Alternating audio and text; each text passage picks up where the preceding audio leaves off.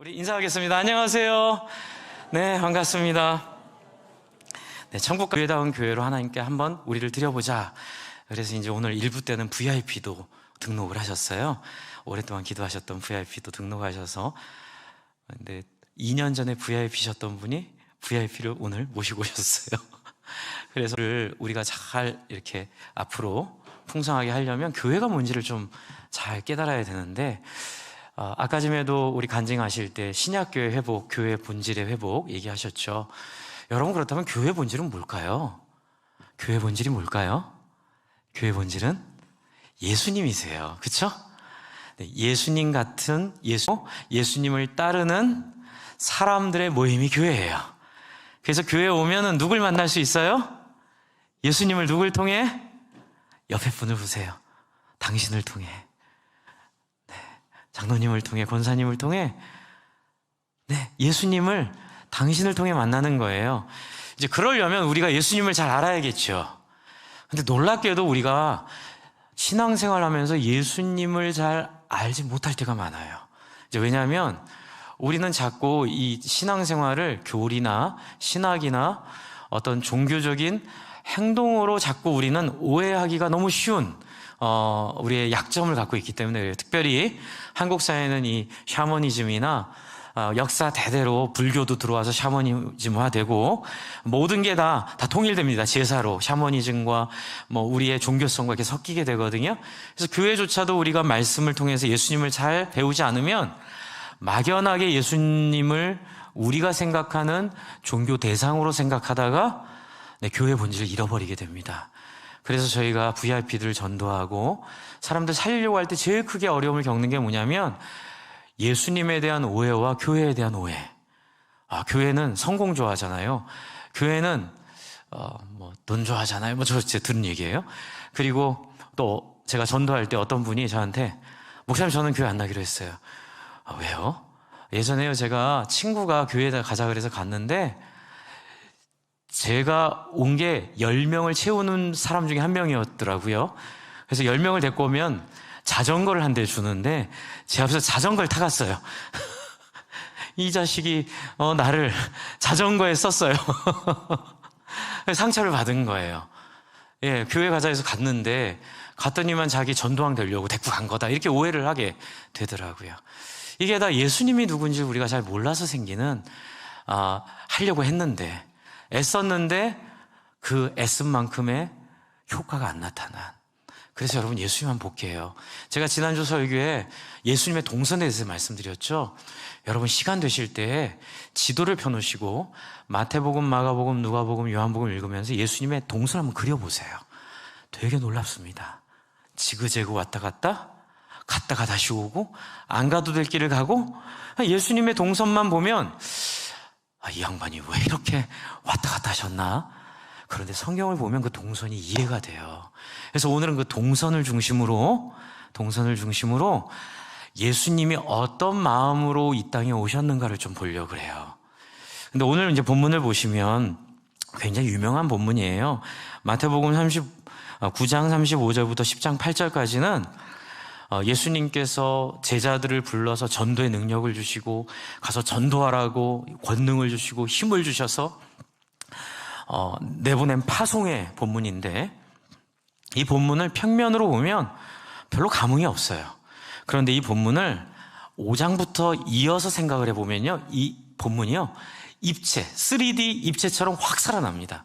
그래서 오늘 저는 여러분에게 왜 예수님이 나가서 사람들을 고치고 사람들에게 전도하는 동기를 왜 주셨는지, 그리고 무엇 때문에 이렇게 제자들을 부르시고 제자들을 향하여 이제 8절에 보시면 너희가 거저받았으니 거저주라, 이 얘기를 왜 하셨는가를 여러분과 함께 좀 살펴보고 좀 이해해 보려고 합니다.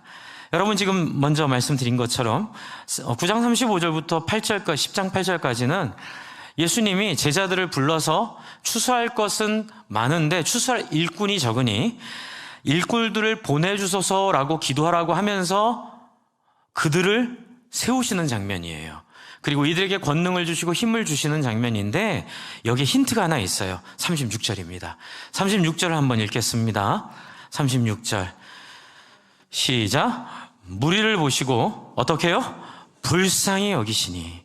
왜요? 이는 그들이 목자 없는 양과 같이 어떻게 해요? 고생하며 기진함이니라. 그러니까 예수님이 지금 제자들에게 호소하신 것은 단순히 이게 옳기 때문에 이렇게 해야 된다 이 말이 아니고요. 이 사람에 대한 연민과 불쌍히 여김의 마음에서 우러나오는 진심으로 제자들에게 이렇게 말씀하고 계세요. 그래서 그 진심이 뭘까요? 이 진심을 이제 앞을 통해서 볼게요. 마태복음 5장을 한번 펴보세요. 마태복음 5장. 여러분이 너무나 잘 아시는 거 유명한 장이에요. 기독교의 가장 기초가 되는 설교이기도 하고요. 소위 말하는 팔복입니다. 이 팔복은 성령의 9가지 열매와 거의 흡사해요. 성령의 팔복과 성령의 9가지 열매는 같은 내용이라고 보시면 돼요. 여러분 5장 1절에 예수께서 무리를 보시고 산에 올라가 앉으시니 제자들이 나오죠. 그리고 뭐라고 하세요? 심령이 가난한 자는 복이 있나니 천국이 저희 것임이라 라고 하시며 말씀을 하시고 어디까지 하세요? 이 말씀이 6장을 넘어가요. 그래서 우리가 잘 알고 있는 먼저 그 나라 의를 구하라 얘기하시고요. 7장까지 이 설교가 정리되어 있어요. 이렇게 설교를 한꺼번에 하셨는지 또는 마태가 이 설교를 자기 나름대로 이렇게 정리를 해서 이렇게 적고 정리를 했는지는 그거는 정확하진 않지만 그냥 우리는 예수님의 말씀이 일단은 7장까지 이어진다고 알 수 있어요. 그런데 여러분 8장 1절을 보세요. 7장 1절까지 말씀을 충분히 가르치신 다음에 이제 8장 1절에 같이 한번 보겠습니다. 시작. 예수께서 산에서 내려오시니 수많은 무리가 따르니라. 여러분 이 8장 1절이요. 기독교를 기독교 되게 하는 대전환점이에요. 그 전까지는 이 예수님이 한 얘기 같은 얘기 한 사람이 있었을 수도 있고요. 또 이런 얘기를 안 했기 때문에 예수님이 해서 여러분 29절에 그 권위가 놀랍다 이렇게 표현될 수도 있어요. 그런데 단순히 이 말이 탁월한 게 아니에요. 예수님이 한 얘기는요, 누구나 할 수 있는 얘기일 수도 있고요. 이미 구약 성경에 이웃을 사랑하라. 단지 그것을 강조하지 않았던 구약 선생들의 문제가 있기는 하지만 예수님이 한 얘기 그 자체가 큰 능력은 아니에요. 그런데 진짜 능력인 이유는 8장 1절부터가 능력이 되는 거예요. 그게 뭐예요? 한번 같이 해주세요. 말만 하지 않고 행동했을 때. 굉장히 중요합니다. 여러분 예수님 사역의 바리새인들의 저항을 받은 것도 이것 때문에 받은 거고요. 예수님이 십자가에 달린 이유도 바로 이것 때문에 달리신 거예요. 만약 예수님이 7장 29절 이는 그 가르치는 것이 권위 있는 자와 같고 그들은 그들의 서기관과 같지 아니함일지로다 라고 말이 끝났으면 이거 그냥 좋은 말하고 끝난 거예요. 네, 아멘. 그냥 딴 사람도 참 설교 잘 들었다 이러고 끝난 거예요. 그런데 예수님이 8장 1절에 산에서 내려오시니 수많은 사람이 따라요. 그때 놀라운 일이 벌어집니다. 8장 2절 한번 보세요. 같이 한번 읽어볼까요? 시작. 한 나병 환자가 나와 절하여 이르되 주여 원하시면 저를 깨끗하게 하실 수 있나이다 하거늘. 누가요? 네, 이번에 교회에서 보내주셔서 수원로의 교육자 수련회를 애양원 다녀왔어요. 거기 가서 사진도 보고 나병 환자들의 모습도 봤는데 너무 힘들더라고요, 마음이. 제 아내는 몇 장 못 보고 나갔어요. 너무 마음이 힘들다고. 저는 끝까지 봤는데 나병이 너무 무서워요. 정말 코가 떨어져 나가고 귀가 떨어져 나가고 게다가 전염이 돼요. 지금은 이게 피로 전염되고 하다는 걸 아니까 우리가 그래도 지식이 있으니까 가서 봉사도 하고 이러죠. 옛날에는 그런 지식이 없었잖아요. 그리고 또 구약 성경에 보면 나병 환자들 가까이 하지 말라고 써 있으니까 여러분 나병 환자들이 가까이 오면 예수님 어떻게 하셔야 돼요? 물러나. 나한테 가까이 오지 마. 이렇게 해야 되는 거예요. 그런데 예수님 어떻게 하세요? 3절 한번 보세요. 예수께서 어떻게 해요? 손을 내밀어. 여기다 빨간 줄 쳐셔야 돼요. 이게 인류 역사를 바꾼 혁명입니다. 이제껏 말만 했던 모든 종교인들의 종교성을 능력으로 바꾸어 놓는 비결이에요. 여러분, 예수님이 이 땅에 오신 것은 말씀이 없어서 오시지 않았어요. 하나님을 아는 지식이 부족해서 오시지 않았어요. 하나님을 충분히 계시해 주셨고, 말씀도 주셨고, 선지자들도 주셨고, 기적도 주셨고, 하나님 당신의 마음을 다 베풀어 주셨어요. 그런데 이제 제 표현이에요. 구약에서 사람들은 아이고 하나님 속 좋은 소리 하세요. 아파봤어요 하나님? 병에 걸려봤어요? 가족이 죽어봤어요? 배고파봤어요? 모르면 말을 하시지 마 라고 말은 안 했지만 그런 태도로 계속 하나님을 대하는 거예요. 그래서 죄 짓는 건 당연하고,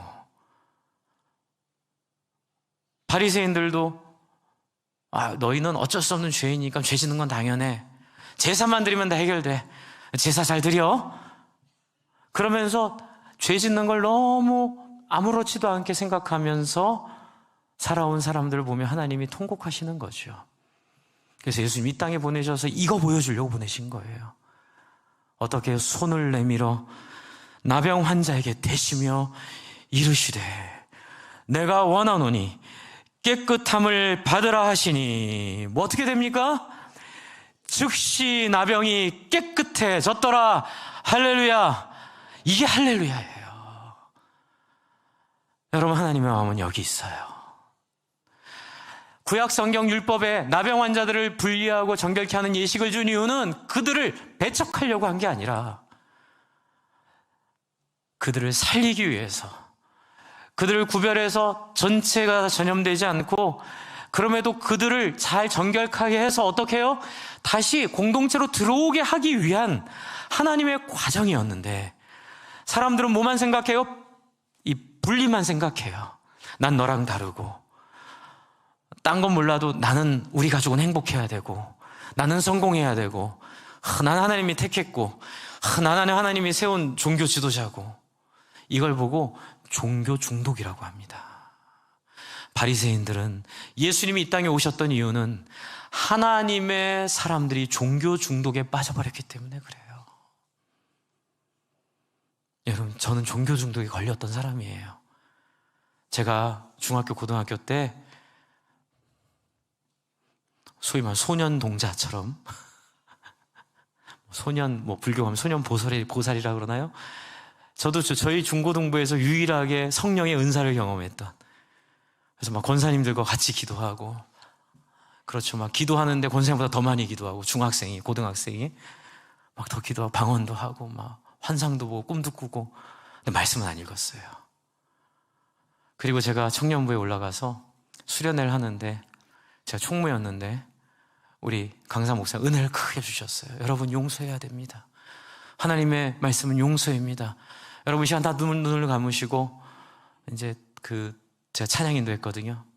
이렇게 그 앞으로 나와 하라 해서 저도 찬양 인도하면서, 여러분, 우리 강사님 말씀처럼 이 시간 여러분 각자 상처 준 사람, 그 사람에게 그 사람 앞에 가서 그 사람을 용서하시고 그 사람 안아주십시오 하고 막 이렇게 눈을 떴는데 청년부의 절반이 제 앞에 있는 거예요. 깜짝 놀랐어요.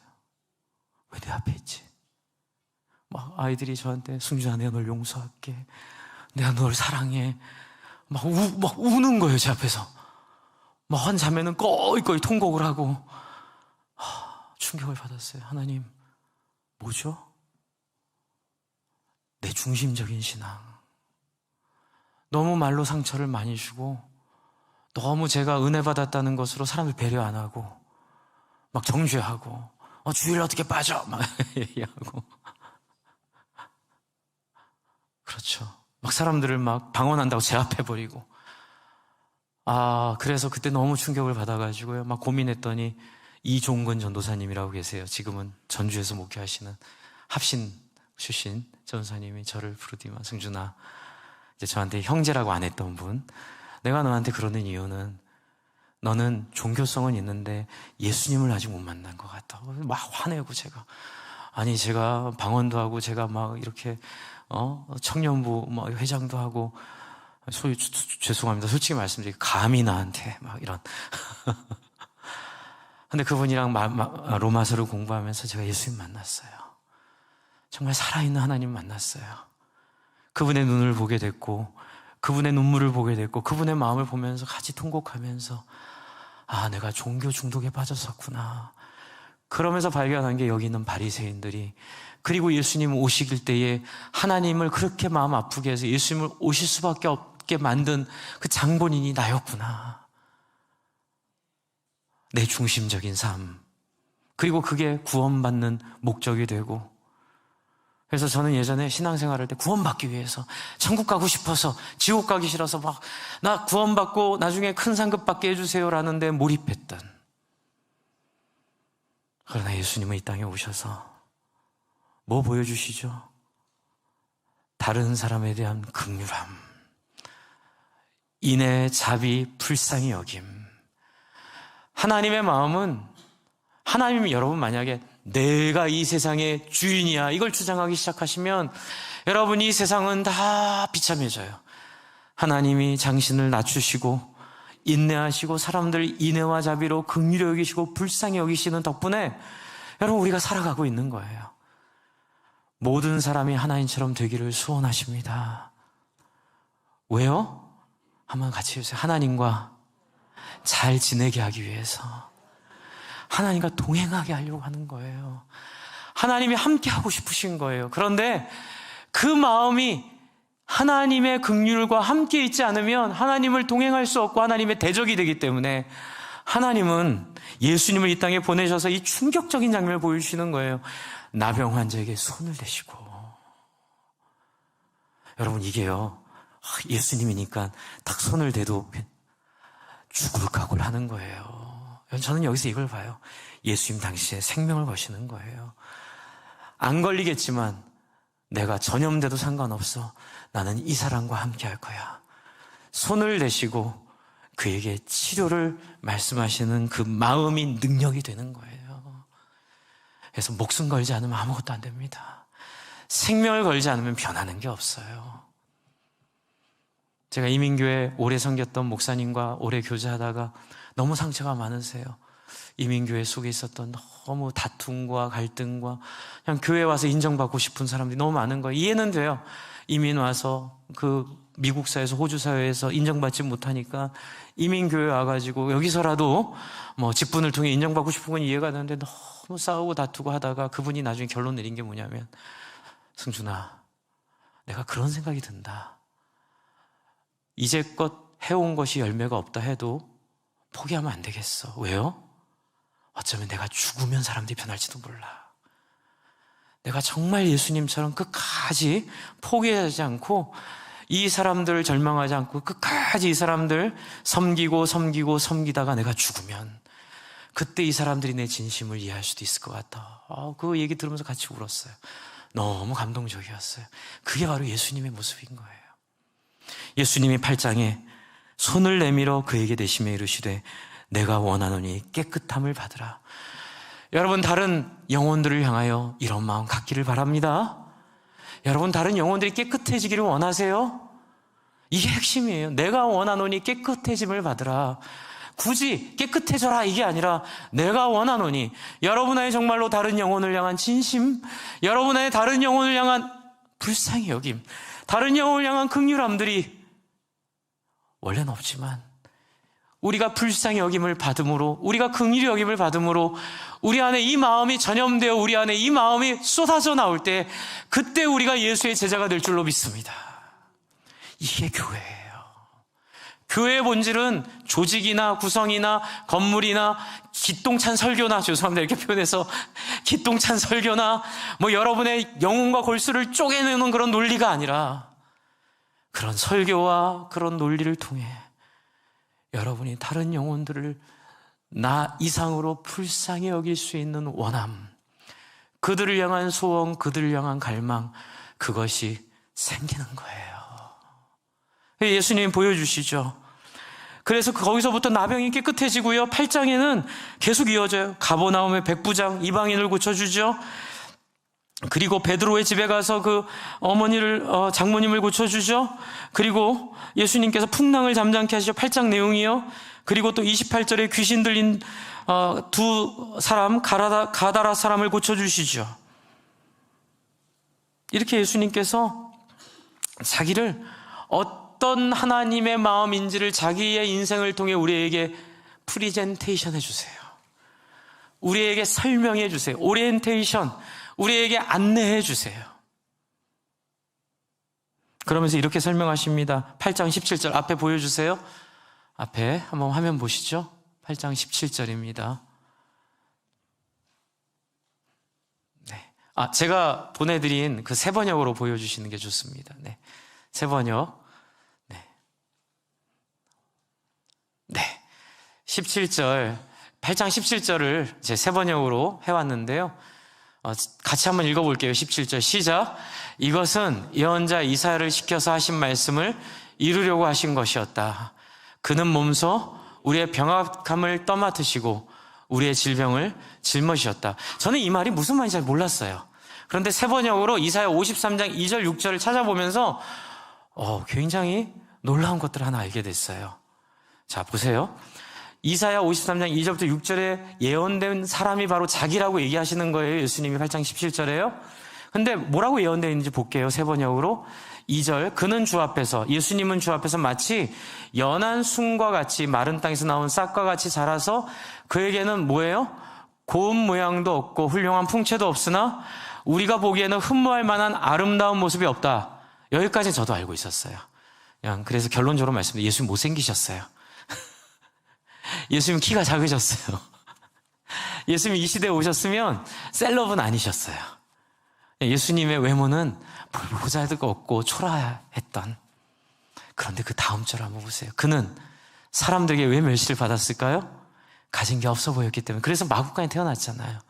부모님이 흙수저였고요. 버림을 받고. 왜 버림을 받아요? 네, 강하지 않으니까. 함부로 해도 될 만한 사람처럼 보이니까 막 함부로 해요, 사람들이. 그리고 고통을 많이 겪어요. 그 다음 절을 한번 읽을게요. 시작. 그는 언제나 병을 앓고 있었다. 새 번역으로 번역하니까 이 의미가 확 살아나는 거예요. 여러분, 성경에 예수님의 병에 대해 얘기한 적은 별로 없어요. 하지만 이 예언을 보면 우리는 추측할 수 있어요. 예수님이 건강하진 않으셨을 거예요. 고질적인 질병들이 있었을 거예요. 우리 장애를 둔 아이들 가진 부모님들 위로받기를 바라요. 예수님은 어쩌면 만성 두통에 시달릴 수도 있고 위장이 안 좋으실 수도 있고 유전적인 질병이 있으실 수도 있고 허리 디스크, 목 디스크, 그렇죠? 여러 가지 우리가 겪을 수 있는 그 많은 곤란함들, 어쩌면 이런 것 겪고 있었을 거예요. 왜냐하면 예언돼 있죠. 그는 언제나 병을 앓고 있었다. 사람들이 그에게 얼굴을 돌렸고, 왜 얼굴을 돌렸을까요? 무슨 메시아가 이래? 무슨 메시아가 이렇게 병에 시달려? 이런 모습으로 메시아가, 이건 메시아가 아니야 라고 생각하는 거죠. 그가 멸시를 받으니 너무 가슴이 아프고 우리도 덩달아 그를 어떻게 해요? 귀하게 여기지 않는 거예요. 여러분, 기독교 역사 2000년 동안 우리는 예수를 믿는다고 하면서 이 예수님의 핵심은 빼놓고 믿는 경우가 너무 많았어요. 왜냐하면 우리는 자꾸 화려한 어떤 건물이나 화려한 어떤 명예나 유명해지는 목사님, 또 유명해지는 교회, 또 부자가 되는 성도들, 이런 것들로 자꾸 착각하는 거예요. 예수님의 사랑을, 하나님의 나라를. 그래서 우리가 더 힘을 키워서 이슬람을 누르고 불교 위에 더 많은 이렇게 건물을 짓고 그래서 나라가 기독교화가 돼서, 이거는 다 예수님 방법이 아닌 거예요. 예수님 방법은 뭐예요? 사람들이 낮아지는 자리로 함께 낮아지는 거예요. 고통받는 자리에 함께 가서 그 고통을 함께 경험하는 거예요. 여러분, 하나님이 여러분의 눈물을 알고 계실 줄로 믿으시기 바랍니다. 아무에게도 말할 수 없는 우리 아이의 아픔, 아무에게도 말할 수 없는 나의 성격의 문제, 아무에게도 말할 수 없는 나의 고통을 예수님은 직접 다 경험하시고 그 경험을 통해 여러분을 이해하시려고, 여러분과 함께 마음을 나누시려고 이 땅에 오셨고, 내가 원하노니 우리에게 관심을 갖고 계세요. 우리에게 정말로 당신 이상의 관심으로 우리를 돌보고 계세요. 그래서 4절, 그는 실로 우리가 받아야 할 고통을 대신 받고 우리가 겪어야 할 슬픔을 대신 겪었다. 그러나 우리는 그가 징벌을 받아 하나님께 맞으며 고난을 받는다 생각하였다. 그러나 그가 찔린 것은 우리의 허물 때문이고 그가 상처를 받은 것은 우리의 악함 때문이다. 그가 징계를 받음으로, 놀라운 변화죠, 우리가 평화를 누리고 그가 매를 맞음으로, 세상에 이런 일이 어떻게 가능해요? 우리의 병이 나았다. 이 얘기는 예수님이 당신을 내어주시고 내어주시는 모습을 통하여 그걸 대가로 하여 우리를 살려주셨다는 얘기예요. 그래서 6절 같이 읽겠습니다. 시작. 우리는 모두 양처럼 길을 잃고 각기 제갈 길로 흩어졌으나 주께서는 우리 모두의 죄악을 그에게 지우셨도다. 여러분, 이 실체가 뭐예요? 바로 나병 환자에 대한 관심, 이방인들에 대한 관심, 다른 사람에 대한 관심. 여러분, 그래서 우리가 하는 이 신자의 삶 공부의 핵심이 뭐냐면요, 신자의 삶 공부 안 한 분들 꼭 하셔야 됩니다. 여러분의 영혼을 위해서 그래요. 핵심이 뭐냐면요, 거룩함은, 한번 같이 해요. 거룩함은 다른 사람에 대한 관심이다. 이게 신자의 삶의 핵심이에요. 제가 2003년 이 생명의 삶이라고 하는데 이걸 만나서 받은 충격을 잊을 수가 없어요. 와, 제가 신학을 하면서, 제가 그때까지 좋은 선생님들을 다 겪으면서 고민하고 심지어 우리 한철아 박사님도 계속 칼빈을 얘기하지만 이거는 더 우리의 헌신과 헌신을 통하여 나가야 된다는 고민을 제가 알고 있었기 때문에, 아, 맞아, 이게 답이구나. 여러분, 진짜 거룩은요, 기도 많이 하고 방언하고, 그것도 중요하죠. 잘하고 계세요. 그것도 있겠지만 진짜 거룩은요, 방언을 통해, 은사를 통해, 기도를 통해, 설교를 통해, 여러분 금식을 통해 뭐가 돼야 돼요? 한번 같이 따라해 주세요. 다른 사람에 대한 관심이 살아나는 것. 여러분, 이게 예수가 이 땅에 오신 이유예요. 내가 원하노니 깨끗해지어라. 아멘. 왜 내가 원하노니 이 얘기를 넣었을까요? 예수님 원하십니까? 그래, 내가 너에게 관심을 갖고 있다. 그런데 여러분, 바리새인들, 종교 중독자들이 가만히 예수님을 놔두지 않아요. 아마 예수님이 7장까지만 하고 멈췄으면 좋은 사이가 됐을 거예요. 그런데 예수님이 능력을 보이시고 불쌍히 여기시고 사람들을 구원하시고 사람들의 마음이 예수께 다 쏟아지니까, 죄송합니다, 이렇게 표현할까요? 꼴에 또 자존심은 있다고 예수님을 시기하기 시작해요. 실력이 없으면 겸손하게 무릎 꿇고 배우면 되지. 예수님을 시기하고 질투하고 자기가 갖지 못한 실력을 예수님 보여주니 예수님을 제거하려고 그래요. 그게 지금 이 마태복음 8장과 9장 뒤에 흐르고 있는 분위기예요. 제가 3D로 보여드린다 그랬죠? 3D의 높고 낮음의 모습에 바탕에 깔려있는 게 뭐냐면 바리새인들의 불편함이에요. 그래서 여러분, 9장 보세요. 9장 9절. 예수께서 그곳을 떠나 지나가시다가, 9절입니다. 마태라는 사람이 세관에 앉아있는 것을 보시고 이르시되 나를 따르라 하시니 일어나 따르니라. 예수께서 마태의 집에서 앉아 음식을 잡수실 때에 많은 세리와 죄인들이 와서 예수와 그의 제자들과 함께 앉았더니, 여러분, 예수님이 왜 마태를 불렀을까요? 예수님은 사람에 관심이 있었어요. 그래서 그 사람이 회개했는지, 그 사람이 예수님에 대해서 어떤 마음을 갖고 있는지 예수님은 예민하고 민감하게 보실 수 있었어요.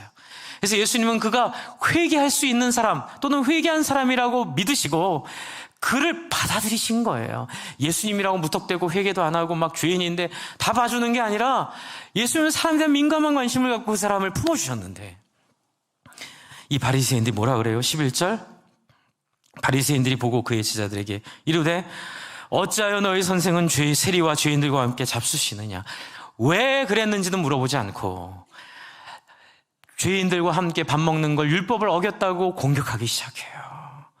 그때 예수님이 12절 들으시고 이르시되 건강한 자에게는 의사가 쓸데없고 병든 자에게 쓸데가 있느니라. 그리고 13절을 얘기하세요. 여러분, 13절 같이 한번 읽겠습니다. 시작. 너희는 가서 내가 긍휼을 원하고 제사를 원하지 아니하노라 하신 뜻이 무엇인지 배우라. 나는 의인을 부르러 온 것이 아니요 죄인을 부르러 왔노라 하시니라. 너 헛똑똑이야 얘기하는 거예요. 네가 율법을 안다고 하지만 정말 말씀의 본뜻을 너는 모르고 있어. 그러니 다시 배워야 돼. 앞에 한번 보여주세요. 호세아 6장 6절. 네, 제가 드린 슬라이드. 네. 그래서 새 번역으로 보면 네, 마태복음 9장 13절 이렇게 돼 있어요. 너희는 가서 내가 바라는 것은 자비요 희생제물이 아니다 하신 말씀이 무슨 뜻인지 배워라. 나는 의인을 부르러 온 것이 아니라 죄인을 부르러 왔다. 이 말씀을 통해 6장 6절 한번 읽어볼게요. 시작. 내가 바라는 것은 변함없는 사랑이지 제사가 아니다. 불살라 바치는 제사보다 너희가 나 하나님을 알기를 더 바란다. 여러분, 하나님이 이것 때문에 고생 엄청 합니다. 구약 때요. 심지어는요, 내 예배를 제발 좀 그만둬라. 너희의 예물 내가 구역질이 나서 받기가 너무 힘들다. 너희는 차라리 그렇게 할 바에는 예배를 멈추고 공의를, 정의를 하수같이, 공의를 물같이 너희의 삶 속에, 이게 무슨 얘기냐면요, 정의를 외치라 이런 얘기가 아니고요, 자기를 객관화할 줄 알아라. 너희를 하나님의 눈으로 바라봐라. 너희 자신을 돌아보아 너희의 이익을 위해 신앙생활하지 말고, 너희의 욕망을 위해 신앙생활하지 말고, 너희의 안위를 위해 신앙생활하지 말고, 너희를 사랑하신 하나님의 소원 앞에 너를 비추어 그 앞에 너희 자신을 돌아볼 줄 알아라. 그것이 내가 너희를 부른 목적이고 내가 너희를 창조한 꿈이고 방향이지. 내가 천국 가서 막 상급을 받고 내가 구원받고. 여러분, 제 경험은요, 제가 예수님 만나고 나서 생긴 변화가 하나 있어요. 예수님 만나기 전에는 막 천국 가고 구원받는 게 목적이었는데 예수님 만나고 나서는 그 목적이 없어졌어요. 천국 구원? 그건 모르겠어요. 근데 저는 예수님 너무 좋아요. 예수님한테 매혹당했어요. 예수님한테 반했어요. 그리고 예수님을 사랑하게 됐어요. 모르겠어요. 예수님이 그럴 리는 없겠지만 지옥 가시면 전 지옥이라도 따라갈래요. 저는 예수님이 보여주신 그 모습과 그 은혜와 그 사랑이 제가 죽던 살던, 제가 천국에 가든 지옥에 가든 상관없어요. 저는 그 예수님 너무 좋아요. 그래서 예수님의 정신, 예수님의 말씀, 예수님의 마음, 그거 한번 따라서 해보고 싶은 건 딱 하나예요. 내가 사랑하는 예수님 기쁘게 해드리고 싶은 거. 내가 사랑하는 하나님께 좀 내가 뭐라도 해드리고 싶은 거예요. 너무 귀한 분이고 너무 대단한 분인 거예요. 여러분, 예수님은 지금 이 마음으로 사역하고 계세요. 하나님의 마음을 따라 사람들에게 손을 대고 사람들 위로하고 격려하고 안아주고 품어주는. 여러분, 저는 칼빈주의를 사랑하고, 저는 장로교 교리와 개혁주의 그게 정말로 저는 거기에 동의하고 그것을 제가 사모합니다. 그러나 하나님보다는 아닙니다. 성경보다는 아닙니다. 여러분, 칼빈주의도 있고 알메니안주의도 있고 성결교도 있고 순복음도 있고 침례교도 있어요. 우리 장로교가 진리예요. 하나님이요, 짜증내세요. 하나님이 굉장히 속상해하세요. 여러분, 이거예요. 사람들이 아니 어떻게 이렇게 살 수 있어요? 아니 어떻게 이렇게 나한테 잘해요? 아니 어떻게 인생이 이렇게 마음을 쓸 수 있어요? 이유가 뭐예요? 그래서 뭐라고 얘기해야 돼요? 내가 만난 예수님 때문에. 그리고 내가 다니는 교회가 사명의 교회고요, 나는 장로교인이에요. 그게 영광스러운 거예요. 그래서 칼빈주의자였던 휘필드와 웨슬리니아였던 웨슬리, 둘 다 성공의 목사였는데 둘이 치열하게 입장이 다르죠. 그런데 둘은 너무 친한 친구였고, 그리고 둘은 경쟁했어요. 무엇으로? 누가 더 하나님의 뜻에 충실하게 자기를 드리는지. 칼빈주의도 그렇고 알미니안도 그렇고 모든 교파와 교단이 추구하는 바는 하나님의 뜻에 최선을 다하여 가까이 갈 수 있는 도구와 방법으로 우리가 이렇게 애쓰고 있습니다라고 말하는 것임을 여러분 머리에 새기시기 바랍니다. 우리는요, 말로 하면 안 돼요. 제가 그랬죠. 사람들 열심히 섬기면 사람들 물어봐요. 제가 늘 듣는 얘기예요. 호주에서도 들었고 개척했을 때도 들었어요. 목사님, 왜 이렇게 우리한테 잘하세요? 다단계세요? 일부에 많이 웃으셨는데 여러분 혹시 너무 심각하게 다단계 하는 분들을 비난하려는 거 아니에요. 그런데 다단계는 매우 그리스도인에게 적합하지 않아요. 왜냐하면 사람들이 이유 없이 잘해줄 거라고 생각하지 않기 때문에 그래요. 그때 항상 제가 얘기했죠. 아니에요. 다단계는 돈을 벌기 위해 사람에게 잘해주지만 우리는 내가 받은 사랑을 흘려보내기 위해서 내가 받은 예수님한테 받은 그 은혜가 너무 커서 조건 없이 아낌없이 드리고 있는 거예요 라고 예수님을 설명하면 깜짝 놀래요. 세상에 이런 일이 있냐고, 어떻게 이럴 수 있냐고. 그리고 사람들이 막 변하기 시작해요. 교회를 안티 그리스도인으로, 목사님 나는 예수 얘기만 하면 교회 목사님 집에 안 갈 겁니다 조건으로 왔다가 이런 설명 듣고 교인이 되고, 말씀드렸잖아요. 자기가 손수 물질해서 사람들 대접하려고 해삼도 따오고 멍게도 따오려고 하고, 이런 사람 바뀌는 거예요. 여러분, 그 사람을 보면 뭐예요? 그게 나의 비타민인 거예요. 나의 영양제인 거예요. 내 인생을 살아가게 하는 힘은 뭐냐면, 이 세상에서 불가능하다고 여기는 다른 사람에 대한 관심을 나에 대한 관심보다 앞서둘 수 있다는 증거, 증명, 그것이 바로 예수님이 우리에게 보여주신 삶의 모습입니다. 여러분, 이것이 바로 교회 본질이에요. 하나님이 원하시는 건 종교 중독이 아니에요. 여러분, 기도하고 멈추고 말씀을 읽고 멈추고 말씀 전하고 멈추고 이러면 다 종교 중독에 빠져버려요. 어떻게 해야 돼요? 한번 따라해 주세요. 손을 내밀어 나병 환자에게 대었을 때에, 그리고 그에게 내가 원한다 말했을 때에, 그때 비로소 능력이 나타나기 시작하는 거예요. 목사님 신앙생활 10년 했는데 은혜도 없고 능력도 없어요. 당연히 없죠. 이걸 안 했거든요. 맨날 내 구원만 가지고 살았거든요. 맨날 내가 천국 가는 것만 생각하니 능력이 안 나타나죠. 다른 사람을 향하여 내가 원하노니, 이렇게 얘기하신 예수님이, 여러분 이제 마무리를 해보면 9장에 보세요. 9장 27절 계속 이 흐름 속에 있어요. 예수께서 거기서 떠나실 때에 두 맹인이 따라오며 소리질러 이르되 다윗의 자손이 우리를 불쌍히 여기소서 하더니, 이거 왜 그래요? 소문 들어서 한 거예요.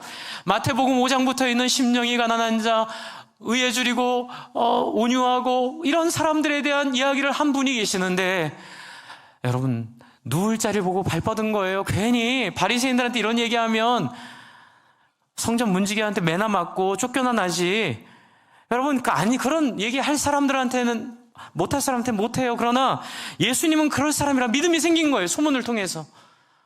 그래서 여러분, 두 맹인이 간절히 예수님 우리를 불쌍히 여겨달라고 했을 때 28절, 예수님이 집에 들어가서 맹인들이 그에게 나오거늘 예수께서 이르시되 내가 능히 이 일을 할 줄을 믿느냐 대답하여 네 주여 그러하이다 얘기를 하니까 뭐라 그러죠?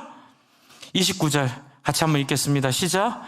이에 예수께서 그들의 눈을 만지시며 이르시되 너희 믿음대로 되라 하시니, 여러분 이 맹인들은요 거지들이에요. 그 당시 장애인들은 정말 거지였대요. 사회복지제도 없었잖아요. 구걸하고 살 수밖에 없어요. 냄새나고 더러운데. 여러분 눈 이렇게 손댈 때 야 가까이 오지 마, 2m 떨어져서 이렇게 눈만 손대고 이렇게 기도했을까요?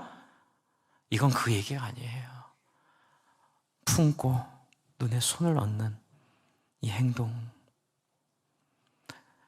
마음만 있으면 아무 소용없어요. 믿음은요 마음만 있으면 믿음이 아니에요. 뭔가 희생해야 돼요. 뭔가 버려야 돼요. 뭔가 감수해야 돼요. 그 냄새나는 거린들의 몸을 안고 눈에 굳이 손을 대고 말씀하시는 거죠. 그리고 눈이 떠져요. 그런데 30절 보세요. 이걸 얘기하지 말래요. 왜 얘기하지 말라? 그러니까 저는 몰랐어요. 이번에 말씀 준비하기 전에는. 근데 이걸 3D로 잘 이렇게 한번 상상을 하면서 펼쳐보니까 밑에 이유가 있더라고요. 이유가 뭐예요? 바리새인들 때문에 그래. 바리새인들 때문에. 괜히 이 얘기, 안 그래도 바리새인들이 너 걸리기만 해봐. 자, 한번 우리가 지금 보고 있어. 한 번만 걸려. 이러고 있는데 맹인들이 가서 예수님 내 눈을 뜨게 했어요. 그러면 맹인들도 고생이고, 그렇죠? 맹인들 얼마나 괴롭히겠어요. 예수님 잡으려고. 근데 이 맹인들이 소문 내버려요. 그리고 나서 여러분 32절 제 이유가 여기 있어요. 해석의 이유가, 그들이 나갈 때 귀신 들려 말 못한 사람들을 예수께 데려오니 귀신이 쫓겨나고 말 못한 사람이 말하거늘 무리가 놀랍게 여겨 이르되 뭐라고요? 이스라엘 가운데 이런 일을 본 적이 없다 하되, 이게 결정적으로 누굴 자극해요? 바리새인도 이렇게 못했는데, 종교 지도자들도 이렇게 못했는데. 그러자 34절 같이 읽을게요. 시작. 바리새인들은, 9장 34절입니다. 같이 한번 읽어볼까요? 시작. 바리새인들은 이르되 그가 귀신의 왕을 의지하여 귀신을 쫓아낸다 하더라. 툭하면 이단 시비 걸고, 툭하면 뭐 못하게 만들고, 그거 다 질투해서 그래요. 여러분, 정말로 예수 그리스도를 구주로 거부하지 않는 이상, 그리고 성령의 역사가 있는 이상, 우리는 함부로 정죄하거나 함부로 판단하면 안 돼요. 주 안에 사랑하는 성도 여러분, 이런 바리새인 같은 종교 중독자들 되지 마시기를 바랍니다. 예수님 너무 방해해요. 그러니까 예수님이 35절에 이렇게 얘기하시는 거예요. 예수께서 모든 도시와 마을에 두루 다니시다. 이게 뭐예요? 여러분, 야구할 때 어떤 그 투수가 못된 마음을 먹고 한 번 실수가 아니라 두 번째 또 몸에 맞춰요. 그러면 어떻게 돼요? 딱 헬멧 벗고 뛰어가서 막 싸우잖아요.